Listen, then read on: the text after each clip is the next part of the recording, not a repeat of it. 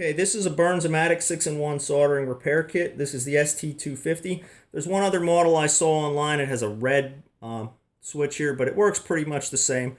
You'll see other videos of how to use these things, but we were having a problem when we bought this.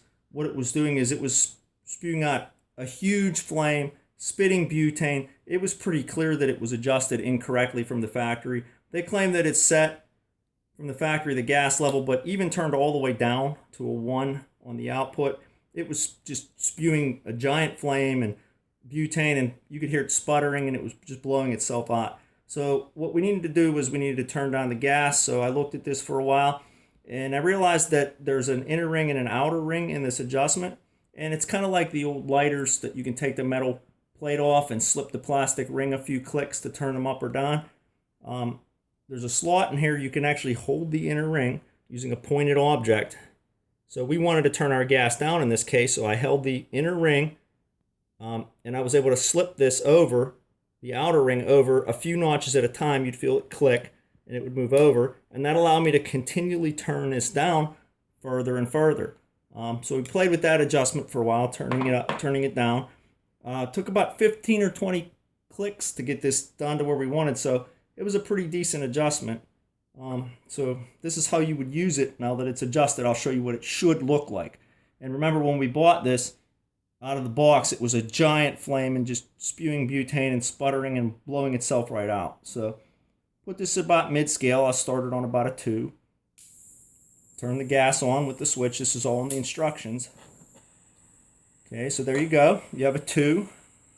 Nice medium-sized flame. We have it adjusted now to where there's a 1 all the way up to a 4. So that's what it should look like with an open flame. And we got there by slipping the outer ring around the inner ring and getting it turned down quite a bit. So that made this usable. So now I'll show you how to use one of the other tips.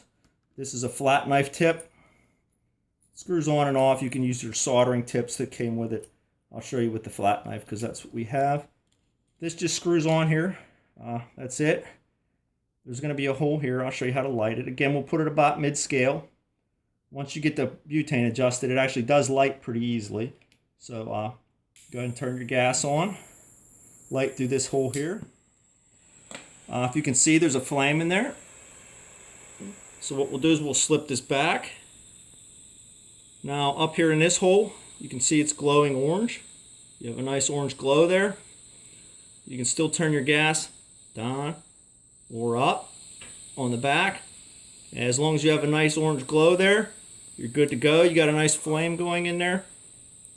You could let it sit here for a few minutes until it gets to the temperature you want. And when it's ready, you can go ahead and use this to melt or solder or whatever you need to do. When you're done, shut it off. Make sure to let it cool because it'll stay hot for a while.